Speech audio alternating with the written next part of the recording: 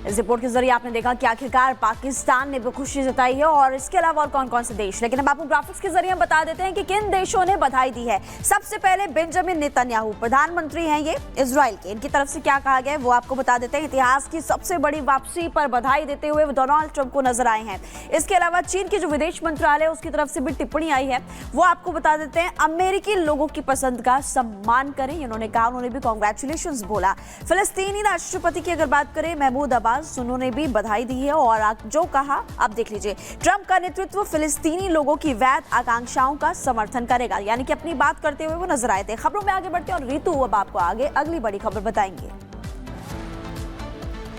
तो देखिए, जिस तरीके से मेरे सहयोगी महिमा बता रही थी कि तमाम वहां पर बधाई संदेश पहुंचे जा रहे थे। प्रधानमंत्री नरेंद्र मोदी ने भी डोनाल्ड ट्रंप को उनकी ऐतिहासिक जीत के लिए बधाई दी। उन्होंने सोशल मीडिया पर पोस्ट भी किया और इसके साथ साथ उनसे फोन पर बातचीत भी की और प्रधानमंत्री ने बधाई संदेश भेजा। लेकिन प्रधानमंत्री तो बधाई देते हुए नजर आए, लेकिन देश में कुछ लोग हैं जो कि उनकी जीत से जो चिढ़े हुए नजर आए। इसके साथ साथ केवल वो चिढ़े हुए नजर नहीं आए, उन्होंने सीधे तौर पर उनके चरित्र पर सवाल खड़े कर दिए। देखिए,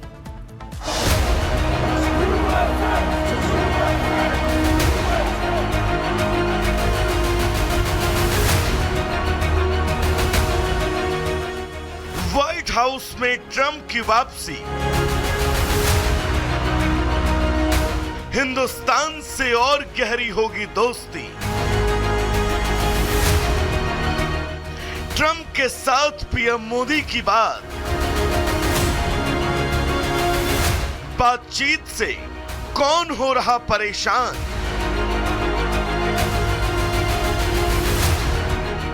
अमेरिका में ट्रंप पहले जीते, फिर हारे और फिर जबरदस्त वापसी की।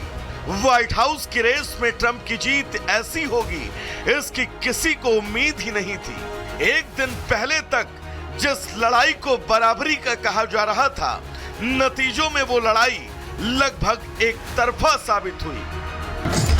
50 राज्यों में कुल 538 इलेक्टोरल वोट होते हैं। बहुमत के लिए 270 वोटों का होना जरूरी होता है। डोनाल्ड ट्रंप को इनमें से 277 वोट मिले। कमला हैरिस कड़ी टक्कर देने के बावजूद 224 वोट ही जीत पाई। वैसे तो इस जीत के लिए ट्रंप को विदेश के कई नेताओं से बधाई मिली, लेकिन ट्रंप को शायद सबसे खास बधाई उस दोस्त की ओर से आई जिसके घर डोनाल्ड ट्रंप का शानदार स्वागत हुआ था। इस बीच भारत के प्रधानमंत्री नरेंद्र मोदी ने उन्हें फोन पर जीत की बधाई दी। पीएम मोदी ने सोशल मीडिया एक्स पर इस बातचीत की जानकारी भी दी। मेरे मित्र राष्ट्रपति डोनाल्ड ट्रंप के साथ बहुत अच्छी बातचीत हुई। उन्हें उनकी शानदार जीत पर बधाई दी। प्रौद्योगिकी, रक्षा, ऊर्जा, अंतरिक्ष और कई अन्य क्षेत्रों में भारत अमेरिका संबंधों को और मजबूत करने के लिए एक बार फिर मिलकर काम करने की उम्मीद है। जवाब में डोनाल्ड ट्रंप ने कहा कि पूरी दुनिया प्रधानमंत्री नरेंद्र मोदी से प्यार करती है। भारत एक शानदार देश है और प्रधानमंत्री मोदी एक शानदार इंसान। राष्ट्रपति ट्रंप ने प्रधानमंत्री मोदी से कहा कि वो उन्हें और भारत को अपना सच्चा मित्र मानते हैं। पीएम मोदी ने अपने दोस्त की जीत की बधाई पर संदेश भी दिया। मोदी ने इस पोस्ट के साथ ट्रंप से मुलाकात की कुछ पुरानी तस्वीरें साझा की। ऐसी एक तस्वीर में वो ट्रंप के साथ गले मिलते तो दूसरे में दोनों एक दूसरे का हाथ पकड़कर ठहाके लगाते दिखाई दिए। डोनाल्ड ट्रंप और पीएम मोदी की दोस्ती की तस्वीरें पहले भी दुनिया देख चुकी है, चाहे अलग अलग अंतर्राष्ट्रीय मंचों या फिर पिछली बार के अमेरिकी चुनाव प्रचार के दौरान ट्रंप का भारत आना। हर मंच पर दुनिया ने देखा कि पीएम मोदी और ट्रंप की दोस्ती कितनी गहरी है।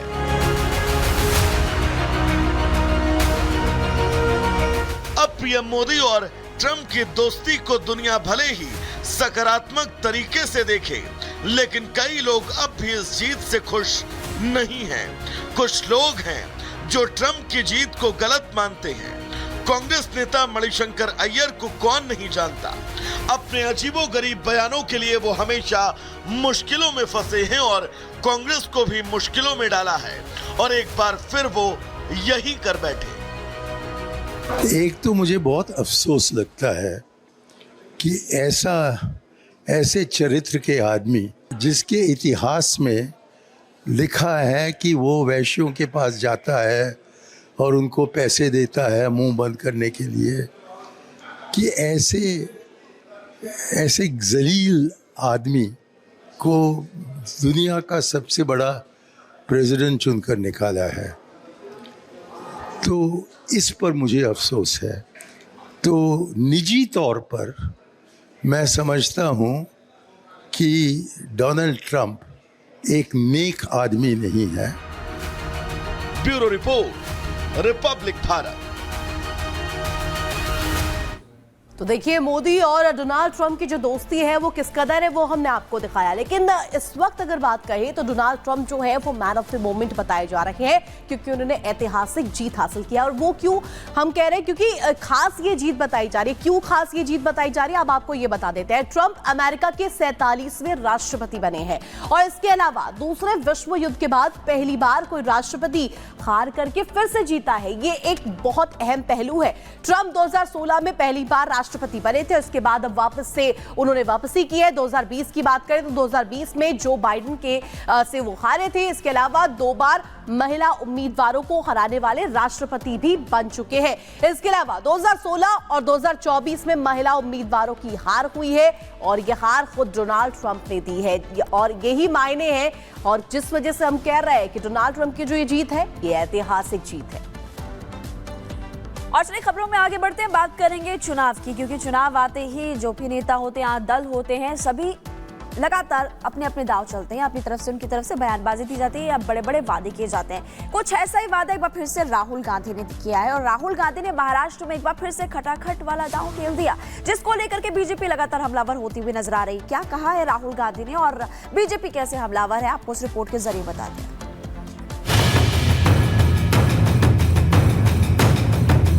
हर महीना 1 तारीख को खटाखट खटाखट खटाखट खटाखट खटाखट ಅದನ್ನು ನಾವು ಮಾಡಿ ಈಗ ನಾವು ನಿಮಗೆ ಅನುಕರಣೆ ಮಾಡ್ತೀನಿ. ಅಲ್ಲಿ ಮಹಾರಾಷ್ಟ್ರದಾಗ ಯಾವ್ದು ಮಾಡಬೇಕು ಅಂತ ನಾ ಹೇಳಿದೆ, 5, 6, 10, 20 ಹೇಳಕ್ಕೆ ಹೋಗ್ಬೇಡಿ. महाराष्ट्र की महिलाओं को 3000 रुपए सीधा खटाखट खटाखट खटाखट खटाखट न दर जाए। एक पुरानी कहावत है, तेते पांव पसारिए जेती लंबी सौर, यानी हर शख्स को कोई काम करने के लिए पहले विचार कर लेना चाहिए कि वो उसकी शक्ति सामर्थ्य के मुताबिक है या नहीं। यह भी जान लेना जरूरी है कि उसके पास उसकी क्षमता के अनुसार दूरदर्शिता है या फिर नहीं। लेकिन कुछ लोगों के सपने अनंत सागर में डुबकियां लगाते नजर आए और शायद इन्हीं जैसे लोगों में से एक कांग्रेस सांसद राहुल गांधी भी हैं, क्योंकि तमाम विरोधों को दरकिनार कर वो अपनी ही जिद पर अड़े हैं, एक ही रट लगाते दिखते हैं। 2024 के लोकसभा चुनाव में राहुल गांधी ने खटाखट का नारा बुलंद किया था, लेकिन जनता ने उसे सिरे से नकार दिया। अब वो महाराष्ट्र चुनाव में भी खटाखट का नारा बुलंद करते नजर आए। दरअसल कल महाविकास अघाड़ी ने महाराष्ट्र विधानसभा चुनाव के लिए अपना घोषणा पत्र जारी किया। इसमें उसने 5 गारंटी जारी की। इसे जारी करने के बाद एक रैली में कांग्रेस के नेता और सांसद राहुल गांधी ने कहा कि महाराष्ट्र की महिलाओं के खाते में हर महीने खटाखट खटाखट 3000 रुपए गिरेंगे।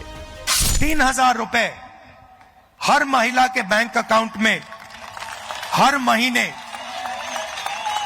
इंडिया गठबंधन की सरकार डालने जा रही है। हर महीने बैंक अकाउंट में महाराष्ट्र की महिलाओं को 3000 रुपए सीधा खटाखट खटाखट खटाखट खटाखट न दर जाएगा।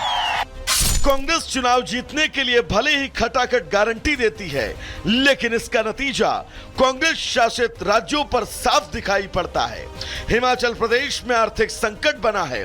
कर्नाटक में राजस्व घाटा बढ़कर 1,14,000 करोड़ को पार कर चुका है।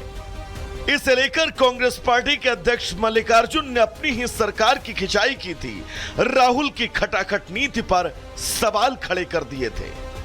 ಬೇರೆಯವರು ಹೇಳೋರಿಗೆ ಒಂದು ಒಳ್ಳೇದಾಯ್ತಲ್ಲ, ಸೊ ಅದಕ್ಕಾಗಿ ಯಾವುದೇ ಹೇಳಿ ಅದನ್ನು ನಾವು ಮಾಡಿ. ಈಗ ನಾವು ನಿಮಗೆ ಅನುಕರಣೆ ಮಾಡ್ತೀನಿ. ಅಲ್ಲಿ ಮಹಾರಾಷ್ಟ್ರದಾಗ ಯಾವ್ದು ಮಾಡಬೇಕಂದ್ರೆ ನಾ ಹೇಳಿದೆ 5, 6, 10, 20 ಹೇಳಕ್ಕೆ ಹೋಗ್ಬೇಡಿ. ನಿಮ್ಮಲ್ಲಿ ಏನು ಬಜೆಟ್ ಇದೆ ಆ ಬಜೆಟ್ ತಕ್ಕಂತೆ